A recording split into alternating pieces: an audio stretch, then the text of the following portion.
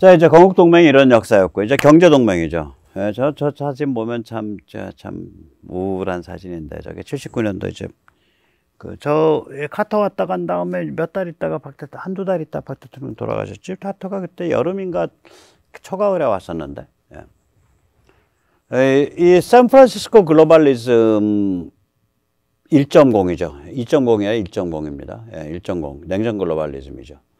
여기에는 이제 신생국 경제발전 모델이 없어요. 그래서 그 후진국이란 용어를 썼잖아요. 얼마 전까지. 후진국의 뜻은 뭐예요? 퇴보하는 나라. backward country. 퇴보하는 나라라는 뜻이잖아요.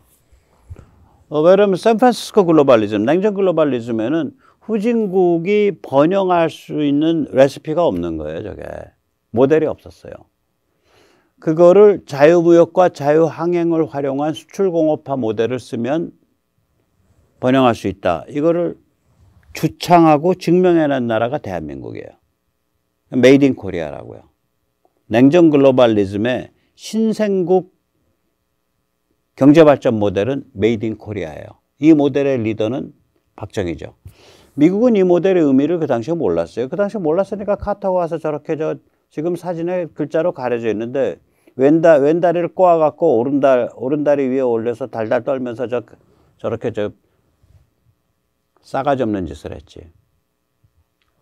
의회에 가서 연설할 땐 말끝마다 민주주의, 인권 얘기하고 박정희 때려 엎어라 이 소리지. 예. 이 모델이 얼마나 소중한 거고 조명을 안 했죠. 저는 박정희 대통령의 최종적 위대함은 이 모델보다도, 이 모델은 뭐 박정희라는 영민한 인물이면 이 모델의 소스는 한 두어 개 돼요. 하나는 일본이 저런 비슷한 모델을 우리 한반도 북쪽에 공업화하고 만주국에 썼어요. 그러니까 정부 주도형의 급속 공업화 모델을. 수출 주도는 아니지만 그 중화학 공업화 모델이에요. 그 다음에 레닌이 중화합을 불균등 발전시켜야 된다. 우선적으로. 그러니까 중화학공업화까지는 일제 본토가 아니에요. 일제 본토는요, 경공업에서 베이스를 해요. 경공업. 꽤 단계별로 왔어요. 나중에, 그러니까 한반도 북쪽과 만주 쪽에서 중화학공업화 모델을 써요. 중화학공업화는 그렇다고 하더라도 레닌도 그랬고, 박정희 대통령이 중화학공업화 정도가 아니잖아. 그거보다 더 베이스가 있잖아요. 즉 냉전 글로벌리즘에 의해서 자유항행과 자유무역의 틀이 잡혀 있으니까 그 신생국들이 자유항행과 자유무역의 힘을 믿고 수출경제공업화하면 수출공업화 주도로 하면 수출공업화하면 먹고 살 수 있다. 이거니까 좀 다른 거죠. 그러나 그 영민한 사람이면 그건 본능적으로 느꼈을 거고 거기에 삼성 이병철 회장이 그 모델을 아주 극진히 권했다고 해요. 그러니까 사실 오너십은 오너십은 둘이에요. 박정희, 이병철. 저 모델의 오너십은 둘입니다. 그러니까 삼성이 저렇게 후손들이 저렇게 발전할 그 자격이 있어. 그 왕 회장이 대단한 그 공덕을 쌓은 거예요. 그 왕 회장이. 저는 이제 그거보다도 한 개인으로 보면 자기 발등을 찍어내서 희생하는 일을 해요. 그 말년에. 이게 뭐냐면, 박정희 권위주의고 독재인데, 독재자가 경제 투명성을 위한 부가가치세를 도입하나? 우리가 일본보다 빠르잖아요. 1977년. 제가 전 세계적으로 봐도 굉장히 빠른 타이밍입니다. 저것 때문에 우리가 조직범죄나 뭐 이런 게 없고 치안이 굉장히 되고 전 세계적으로 지하경제 규모가 가장 작은 나라 중에 하나죠. 우리가. 두 번째는 정부 주도를 버리고 민간 주도 경제로 이행을 시작해요. 1979년 봄부터. 그때 저거를 안정화 정책이라고 불렀어요. 자, 그러면 독재자가 권위주의 체제의 독재자가 경제 투명성을 선호하고 공정시장 체제를 선호해. 저런 역설이 어디 있어요? 둘 다 자기 권력 자살 게임인데. 대단한 거예요. 그러니까 저 정도 벽을 넘어설 수 있는 사람이었기 때문에 그 앞에 뭐 수출주도 경제 모델하고 뭐 중화공업하고 당연히 하는 거다. 그러니까 역대 대통령 둘이 굉장히 그 훌륭한 분이었다는 게 우리의 그 참 축복이고요. 박정희 대통령이 운함을 굉장히 감정적으로 싫어했다는 게 그래서 박정희 대통령이 운함을 기리지도 않고 물리쳤죠. 그게 우리의 불행이고요. 자, 그 다음에 이제 민주동맹이죠. 아까도 말씀드렸지만 샌프란시스코 글로벌리즘 1.0, 2.0 잘못 쓴 겁니다. 1.0. 저게 냉전 글로벌리즘인데 이거는 기본적으로 서방 가치를 공산혁명으로부터 옹호하기 위한 거예요. 개인 자유, 민주주의, 공정시장, 신앙, 종교에 대한 존중 이런 거요. 그러면 신생국이 저거 언제 해봤냐고. 신생국이 저 서방 가치를 그럼 받들어 모실 수 있냐 이거지. 증명된 적이 없어요. 그런데 지금 말이에요. 특이한 게 저게 이제 그 서방을 나타내는 거거든요. 빨간색이 글로벌 사우스라고 불렸는데요. 그러니까 서방이 아닌 나라들. 그래서 서방에서 보면 대만, 한국, 일본이 들어가 있잖아요. 조그맣게 저 동아시아에. 저기 또 러시아를 집어넣었는데 지금 러시아도 빠졌죠. 저렇게 되면. 서방이 아니죠. 저 글로벌 사우스거든요. 그러면 저 파란색은 뭐냐 이거지. 저기서 러시아 빼야 됩니다. 제가 다음번엔 그 지도 그려드릴게요. 러시아 빼야죠.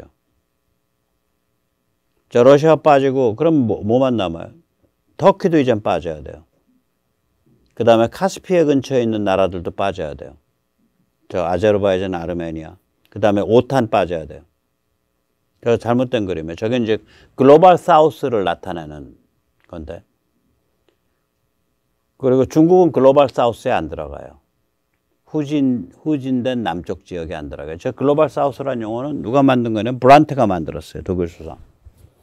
거기에 바탕을 해서 우리가 이제 저건 이제 글로벌 사우스 지도라서 잘못되어 있는데 저기서 이제 중국을 노란색, 그 다음에 뭐 터키는 뭐 비슷한 뭐 이상한 저 회색, 뭐 그 다음에 저기 그 카스피의 서쪽 세 개 나라도 회색, 그 다음에 저기도 러시아도 회색, 오탄도 회색, 몽고 회색.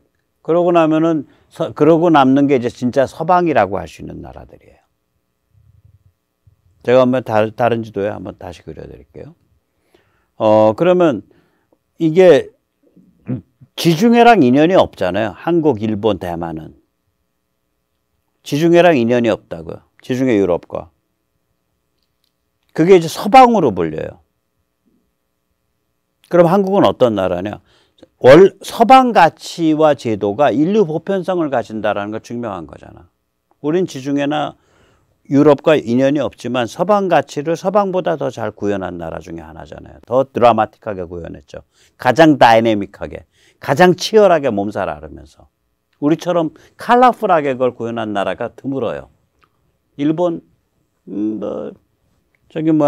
눈치 빨라가지고 일찌감치 그 닥치고 물질, 닥치고 부국강병해서 뭐 대성공 거뒀다가 전쟁 겁대가리 없이 일으켜서 폭망했다가 그 다음에 또 한국전쟁 계기로 여차저차해서 또 한 번 뭐 세계를 주름 잡는 나라 갔다가 지금은 이제 늙어가는 처지로 꼬꾸라져서 이제 내려가고 있는 뭐 그 정도고. 대만이요? 대만 뭐 한 30년 전까지 뭐 지금도 그렇잖아요. 거긴 절반은 종중이잖아. 국민당 쪽은.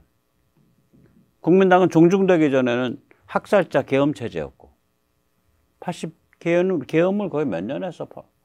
38년 계엄한 데 아니야. 87년까지.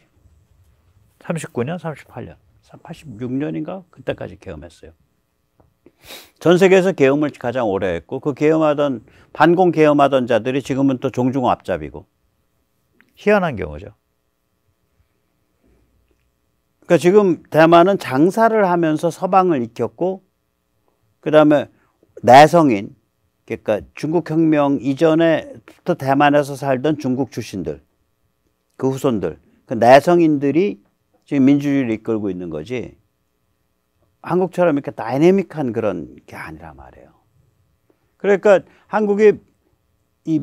미국이 대표하는 서방 가치가 인류 보편의 가치가 될 수 있다는 것을 가장 설득력 있게, 가장 파워풀하게, 가장 치열하게 증명한 케이스예요. 그래서 민주동맹이라고 해요, 저게. 한국이. 예, 그러니까 보세요. 민간동맹, 건국동맹, 경제동맹, 민주동맹. 벌써 동맹이 4겹이잖아요. 그 다음에 이제, 문화동맹이죠. 제가 전에도 말씀드렸지만, 한류의 비밀은 뭐냐면, 한국적 코드 안에 인류 보편의 가치, 서방 가치가 담겨 있는 거예요. 개인, 자유, 존엄성 이런 것들이. 즉, 서방 가치가 인류 보편이 될 수 있음을 알리는 전도사예요. 그 전도사 이름이 블랙핑크고 BTS예요. 저는 참 다행으로 느끼는 게 이런 블랙핑크나 BTS는 저는 대한민국 최대의 안보 자산 중 하나라고 생각을 합니다. 그래서 만약 중국이 한국에 도발하면 예를 들어서 전 세계 중국 대사관, 영사관, 공자학원, 기업, 수출 상품에 무슨 일이 벌어질까? 제가 보기에는 블랙핑크, BTS 광팬들이 나서가지고 아작을 낼 것 같은데. 감사합니다. 저도 불핑 팬 좀 돼보려고 노력해 보겠습니다. 근데 이게 세대가 맞질 않아가지고. 예. 자, 그러면 이제 민주동맹 다음에 문화동맹까지 했죠. 그 다음에 이제 군수동맹. 웨폰동맹이죠. 무기동맹. 지금 인도태평양의 대중전선, 인도, 필리핀, 인도네시아, 말레이시아, 태국 전부 한국 무기 들어가고 있잖아요. 그 다음에 오스트레일리아, 베트남에 한국 무기 들어갈 거죠. 유럽의 대러전선, 제가 젯벨트라고 하는 거, 인도태평양의 대중전선은 유벨트라고 하고. 자, 보세요. 러시아랑 접경하고 있는 나라 거의 대부분 한국 물건 들어가 있어요. 폴란드, 노르웨이, 핀란드, 에스토니아. 이제 작은 나라 2개는 빠져있죠. 라트비아, 리투아니아. 거기도 언젠간 들어가겠죠. 루마니아 들어가겠죠. 그 다음에 우크라이나, 체코슬로바키아 들어가겠죠. 터키 들어가 있죠. 유럽의 대러전선. 터키는 이제 러시아랑 접경은 안 하지만 러시아가 지중해로 나오는 관문인 보스포러스 해협, 다다네스 해협을 관리하는 나라니까. 바닷길로는 접경이죠. 그 다음에 이제 아랍이 이제 미국의 이제 2015년까지는 어떤 석유가스 강박증에 시달렸잖아요. 아랍을 어떻게든 잡아야 돼. 근데 이제 거기로부터 미국이 이제 해방됐거든. 그게 조금 쿨해져 있다고. 아랍과 미국과의 관계가. 그러니까 아랍이 지금 방한 감각이 좀 상실되어 있어요. 어떨 때는 중국도 잡아봤다가 어떨 때는 러시아도 잡았다가 뭐 왔다 갔다 하고 있죠. 그러나 이 아랍이 좀 방한 감각을 상실하고 이리저리 고민이 많지만 기본적으로 범서방권 안으로 안정시키는데 결정적인 역할을 한국이 하고 있어요. 무기도 그렇죠. 한국 무기 쓴다는 건 결국 범서방권이란 소리니까. 아랍 중에서 제일 쿨한 데는 UAE고요, 그나마. 사우디, 이집트 되면 이제 이건 언제 어떻게 사고 터질지 모르는 나라들이죠, 사실은. 이집트 뭐 로켓 포탄 뭐 4만 발 만들어 주려고 그러다가 뽀로 나가지고 이제 부랴부랴 이제 방향 돌리고 있죠, 지금. 러시아에 4만 발 로켓 포탄 만들려고. 자, 그러면 다시 한번 얘기할게요. 처음에 민간동맹, 건국동맹, 경제동맹, 그 다음 민주동맹, 그 다음에 문화동맹, 군수동맹. 이제 마지막 남은 게 이제 지금 진행되고 있는 하이테크 동맹이죠. 이게 이제 원전이라든지 소형 모듈식 원자로, 예. 그 다음에 배터리, 전략광물, 히토류 포함해서 반도체 이런 거죠. 원전은 우리 웨스팅하우스가 자꾸 우리 뒷다리 잡는데 그거 뭐 잘 해결되고 있죠. 왜 그러냐면은 뭐 우리는 미국 아우라 업고서 장사하는 게 좋고 웨스팅하우스 입장에서는 자기들이 시공 능력이 없기 때문에 결국은 한국에서 이렇게 뽀찌 뜯어내는 게 맞고 그래서 둘이 그렇게 아주 격지지 않아도 돼요. 저는 여기에서 제일 중요한 건 업체 자체의 결사적 대응 및 로비가 필수적입니다. 그리고 이제 정부는 뒤에서 중포를 쏴주고 그리고 이 게임은 기본적으로 이해관계를 둘러싼 밀당 게임이에요. 뭐 좀 이해관계 안 맞으면 좀 쿨해지고 좀 맞으면은 좀 핫해지고 이렇게 하면서 밀당하는 거니까 여기에 일희일비하면서 뭐 반미냐 친미냐 우리 반도체를 내쳤다 우리 전기차 보조금 안 준다 우리 자동차 산업을 망하게 하려 그런다 뭐 이런 그렇게 과대 해석해서 이 반미 이 호들갑을 떠는 거 보면 아유 좀 왜 저렇게 오두방정이냐 이 생각이 들죠. 같이 갈 것 같으면 가게 돼 있으면 울컥질퍽하면서도 같이 가는 거예요, 결국은. 뭐 그렇게 오두방정 떨 일 아니라니까. 예, 그렇게 7개죠. 다시 한번 정리하겠습니다. 민간동맹, 건국동맹, 경제동맹, 그 다음 민주동맹, 그 다음에 문화동맹, 군수동맹, 하이테크 동맹 7개인데 이제 7개를 가지고 7개 70 한미동맹 70주년을 가지고 이제 윤 대통령이 미국 갔다 그러면 이제 부닥쳐 있는 문제가 뭐냐. 겉으로 드러나기에는 무슨 뭐 핵 확장 억지지만 결국 그거 다 뭘로 귀결되는 거예요. 중국 문제. 북한 자유화예요. 북한 자유화 동맹이라고. 이거 뭐냐면은 북한 자유화는 통일과 달라요. 저는 이제 누구랑 얘기를 할 때 제가 한번 정리를 하려고 그래요. 며칠 있다가 이 친중 친북 좌파는요 말을 잘하는 악마예요. 그럼 이른바 보수니 이른바 우파니 이건 뭐냐. 말을 상실한 청맹관이야. 혹은 말을 상실한 짐승이에요. 더 심하게 말하면.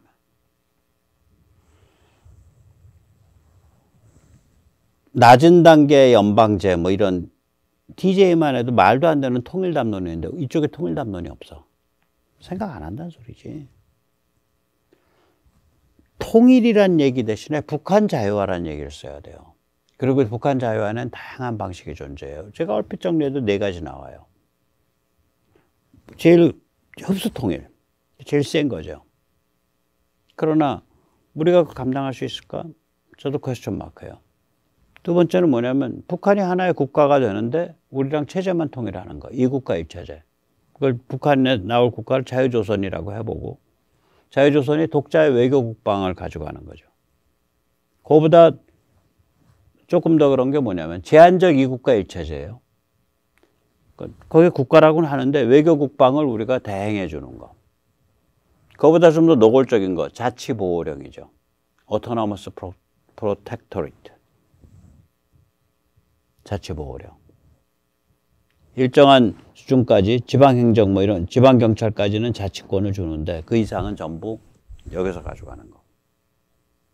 뭐 북한 사람들하고 나중에 때가 됐을 때 뭐 지금 체제가 확 바뀌고 나서 어떤 계기가 있어서 이제 임시행정기구 단계가 들어갈 거예요. 먼저 국제사회에 의한 신타통치 비슷한 거. 지금은 신타통치란 말 대신에 임시행정기구 Transitional Administration, TA라는 용어를 씁니다.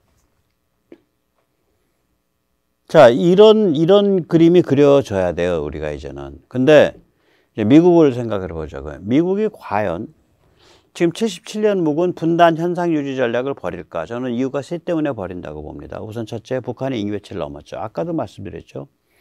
미국이 왜 분단 현상 유지를 왜 택했냐? 미국의 영향권에 있는 대한민국이 중국, 러시아랑 접경하는 걸 원하지 않았기 때문에 그래요. 그런데 북한이 인비배치를 넘었어요. 중국, 러시아랑 접경하는 게 차라리 관리 가능해졌어. 북한의 존재 이유를 북한 자신이 부정한 거예요. 두 번째 이유는 뭐냐? 중국이 임계치를 넘었죠. 그냥 세계시장 경제에서 착실하게 돈 벌고 그냥 착실하게 수출 경제하면 되는데 뭐 일로일대로 온갖 군사지정학적인 문제 다 일으키고 뭐 그 영국과의 합의 깨고서 홍콩을 본토화시키고 이제는 대만은 무력으로 밟아갖고 본토화시키겠다 그러고 북한에는 핵미사일 밀어갖고 막 도와주고 러시아는 편들고 뭐 이제 유럽에서도 그 얘기 나오잖아요. 쟤는 돈 버는 게 목적이 아니라 세계 질서를 변경시키는 게 목표야. 쟤는 중국 특색 사회주의를 범세계화시키는 게 목표야. 이렇게 나오는 거거든. 이제는 그렇게 보이는 거예요. 중국이 임계치 넘었죠. 이후 세 번째는 일석이조죠. 북한이 자유화되면 중국의 거대 쓰나미가 일어나죠. 그 충격이 사회심리적, 정치적. 그래서 저는 미국이 감히 77년 묵은 분단 현상유지 전략을 버렸다. 최소한 2022년을 계기로 버렸다라고 저는 감히 추정합니다. 결국은 한국인이 하기 나름이에요. 한국이 뭔가 증명해내면 미국이 그걸 버리게 돼요. 그래서 찬스가 오면 북한 자유화시키려는 그런 의지를 더욱더 강하게 가질 거예요. 그렇게 미국이 가지도록 하고 한국도 그러한 정신을 강화시켜가는 것. 그때 이걸 인위적으로 하는 게 아니라 한미관계 돈독히 하고 한미일 삼각 안보체제 돈독히 하고 대중 독침 돈독히 하고 한국 실력 키우면서 시간을 벌면 돼요. 우리는 시간이 갈수록 유리해지는 현상 유지 유립하고요. 중국이나 북한은 시간이 갈수록 불리해지는 현상 유지 분립파예요. 즉 중국이나 북한은 현상 전복파라고요. 우리는 현상 유지파고. 따라서 여유를 가지되 굳건하고 일관되게 방향을 밀어가면 북한 자유화를 비저닝하면서 우리 자신도 준비해가고 미국도 거기로 리드하고 일본도 자꾸 중국과의 대결 구도로 끌어들이고 그러면서 가면 뭐가 나올 겁니다. 오늘 여기까지 모시겠습니다. 감사합니다.